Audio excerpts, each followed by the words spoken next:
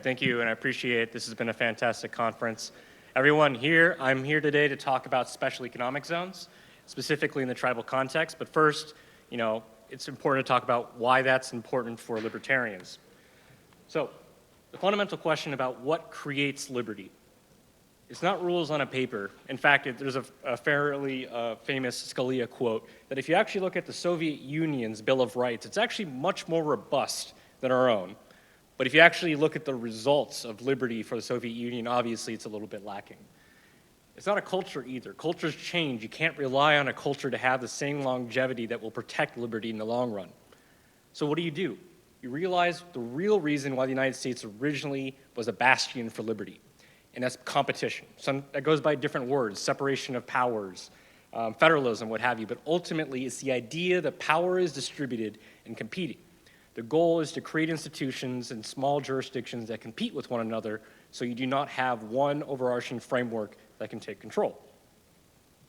So obviously, I'm speaking to the choir here. The Free State Project is all about the idea of utilizing federalism, concentrating as many people as humanly possible that espouse the values of liberty so they can make a political impact within the state and then create a bastion and enclave for libertarian ideas. There's been some really significant inroads to that, and I can't speak highly enough. It is a fantastic project, and y'all are growing, and that's fantastic. However, there is a point about waiting.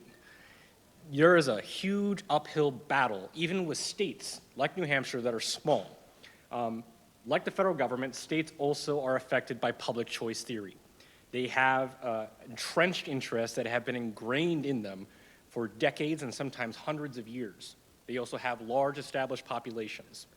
And unfortunately, the strategy for creating a density like a Free State Project requires moving boots on the ground, getting as many people as possible that espouse the ideas of the free market into one place so that they can effectively vote and create political change. Unfortunately, though, there's plenty of examples of ideology by itself is not a significant motivating factor into people moving. There are family ties, there are jobs. I mean, heck, even weather is an impediment for people making the move. So, as a consequence, many of the slogan for a lot of these projects is liberty in our lifetime. Well, a lot of people aren't willing to wait for that. They want liberty by 2030. So what if there was a faster way to spur competition and governance?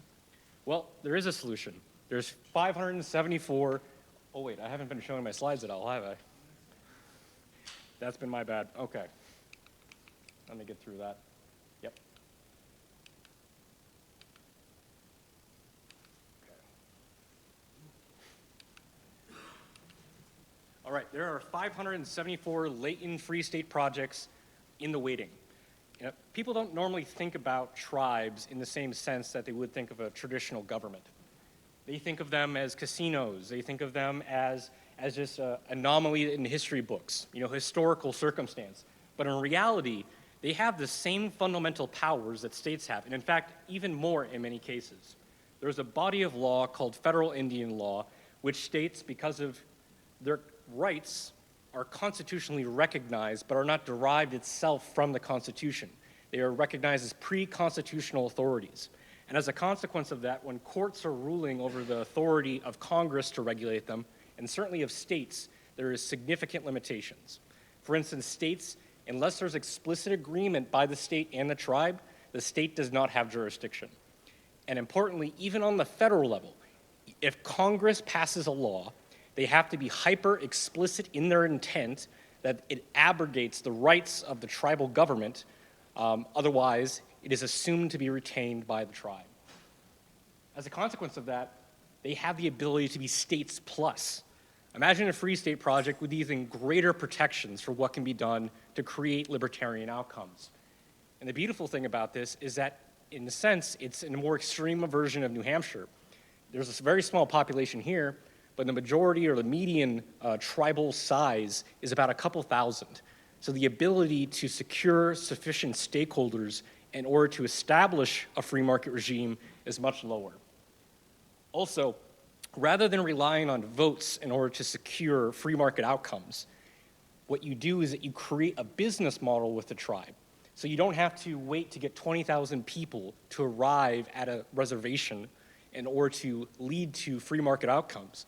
You simply work with the tribe, find the capital, deploy a business model that monetizes liberty. And that's kind of the beautiful thing. I don't know about you, but when I read Man, Economy, and State, I kind of read it as a business plan. The thing that we have on our side is that liberty is profitable. It is good for business.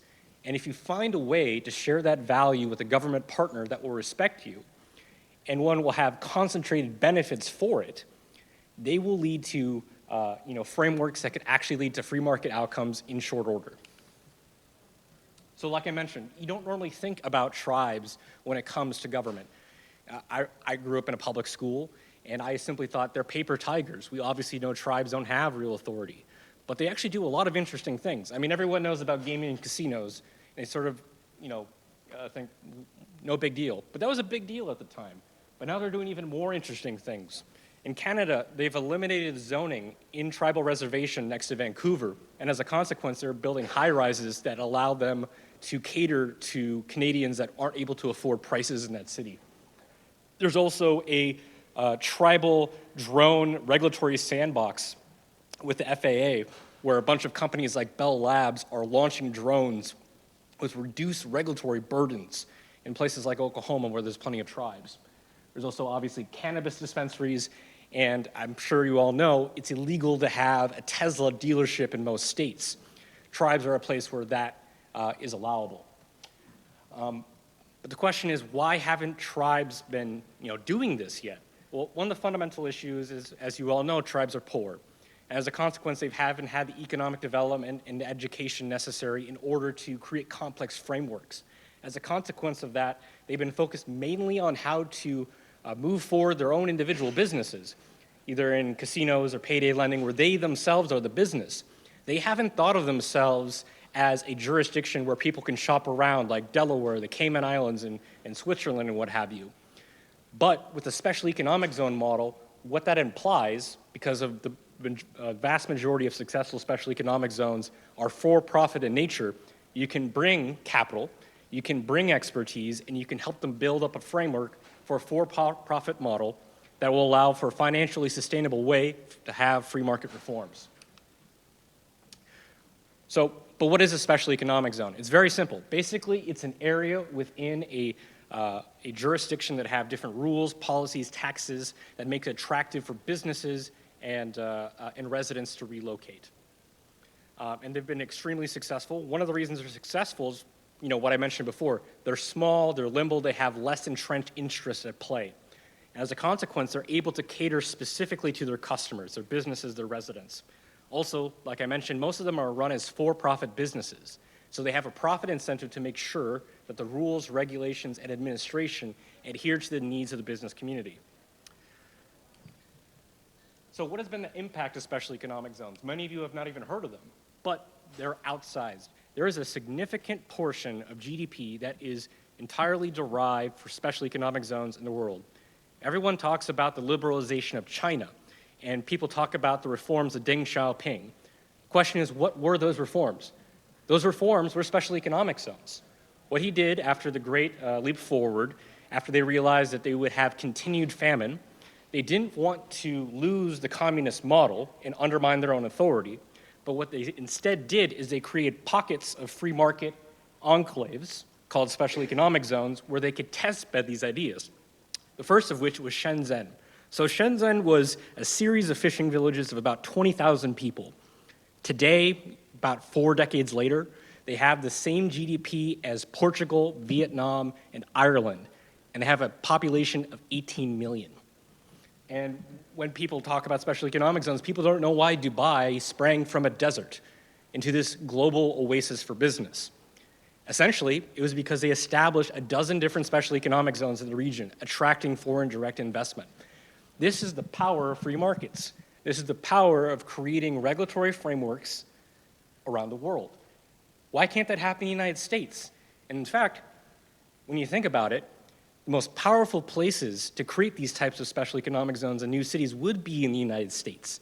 This place has the greatest wealth of human capital, financial capital in the world. as well as resources. If we deploy a similar framework within the United States, we could at least achieve similar results. So there's also some, far-reaching next-generation special economic zones that align with the freedom movement. Many of you are probably familiar with Prospera in the ZA framework. So that was established around in 2013. In 2019, they established Prospera, the first private special economic zone under the ZA framework. And they are enduring some challenges from the government of Honduras, but despite that, they have achieved significant progress. They have developed significant infrastructure, residential communities. They have industrial facilities. They were able to establish many free market frameworks for biotechnology, for financial technology, et cetera. And they've attracted investors like Coinbase, Tim Draper, Pronomos Capital, as well as inviting others like Naval Ravigante, Brian Armstrong, and Vitalik Buterin. And now, in the United States, this is becoming more of a conversation topic. In fact, while there is a mixed record of Trump on pretty much on all things, he is indeed talking about special economic zone. He's been calling them freedom cities. Prior to his election, he announced that a freedom cities initiative to create a reduced regulatory framework in order to build new cities to lower the cost of housing. So with this model, it would go even further than with the tribal special economic zone, which is a states plus model. And it would in fact reduce regulatory burdens on the federal level. And the tribes have an advantage to take their state plus model and then elevate it to a freedom city because they could work with the administration through executive orders, interstate compacts, as well as embedded in the freedom cities legislation that's currently circulating Congress. And we actually have partners that are actively engaging with the freedom cities movement and in fact are leading the effort with the administration, and specifically on the idea that freedom cities would first begin in tribal special economic zones. So this all sounds fanciful and think, okay, this sounds like a great idea, but it's never happened and never will. Well, it actually did. So in 2022, we worked with the Catawba Indian Nation to create the first special economic zone in the United States. So what we did is we engaged directly with the tribal leadership to develop a legislative package to be passed by their legislature. And more importantly, we engaged on the grassroots with tribal elders and heads of families. And essentially, we secured a referendum vote to enable the special economic zone law. In 2022, it was overwhelmingly voted by popular vote into the Catawba Indian Nation's legislature. And after it was established, it created a regulatory framework with its own commercial code, corporate code, as well as its own administrative body that promulgated regulations defining digital assets, being the first jurisdiction to adopt Article 13 of the UCC, as well as being the first to adopt a DUNA regulation, as well as passing a banking code that actually allows for a banking commission that allows one to charter a financial institution in the United States through a tribal special economic zone. We also created a company incorporation platform where you can register companies remotely online, and we have registered over 100 companies so far. And our work has been covered in Forbes, Fortune, and CoinDesk. So, how can this be important for all y'all's goals? The Free State Project should definitely move forward and has done absolutely amazing work. But for those, some don't want to wait. They don't want liberty in their lifetime. They want liberty in 2030. They want to be able to see the fruits of their labor. There's a lot of uphill battles when it comes to moving people and for working against special interests. This is, for lack of a better word, a hack to accelerate that, to focus on what libertarians are good at, starting businesses, deploying capital, establishing frameworks that are good for business in a way that's mutually beneficial. So how do we establish that? Basically, tribes, like states, they have legislatures, so they pass an enabling legislation, and then establish a regulatory body that promulgates regulations and regulates these companies, as well as a for-profit management company that's 51% owned by the tribe in order to ensure tribal sovereignty. And it's responsible for business development, capital investment, as well as technology.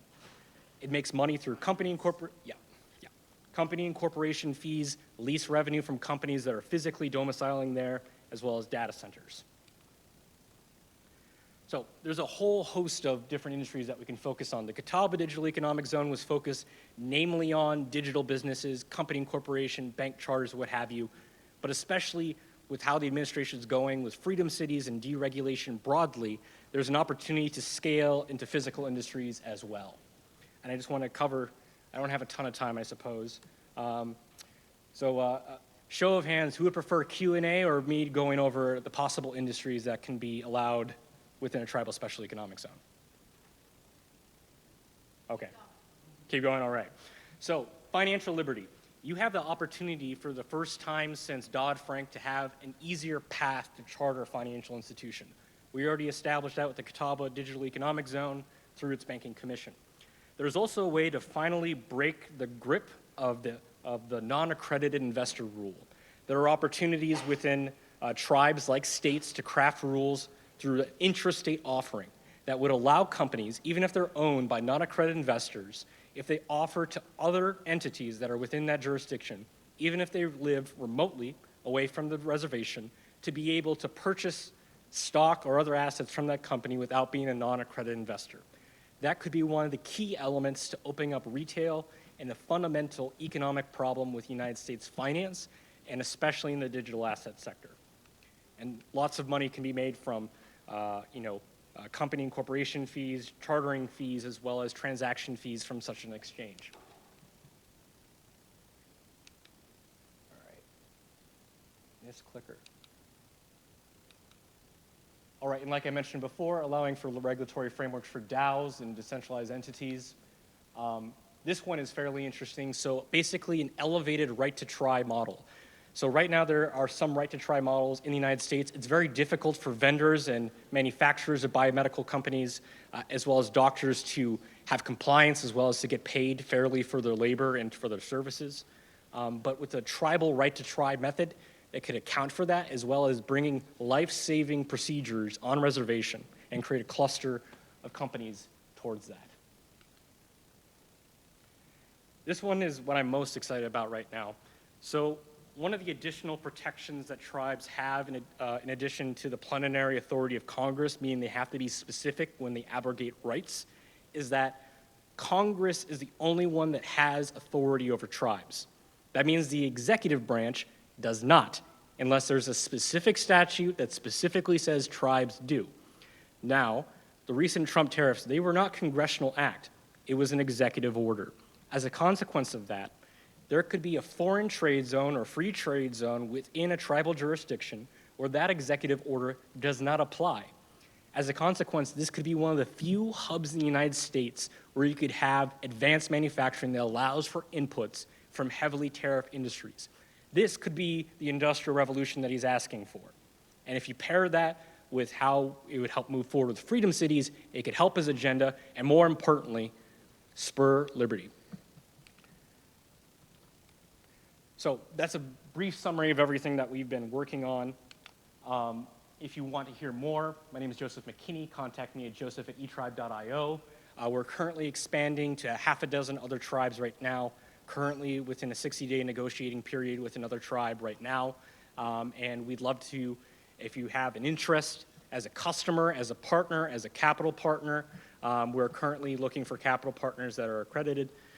So everyone, thank you so much for your time. And yeah, I'm open to any questions I think I have. One more. Okay.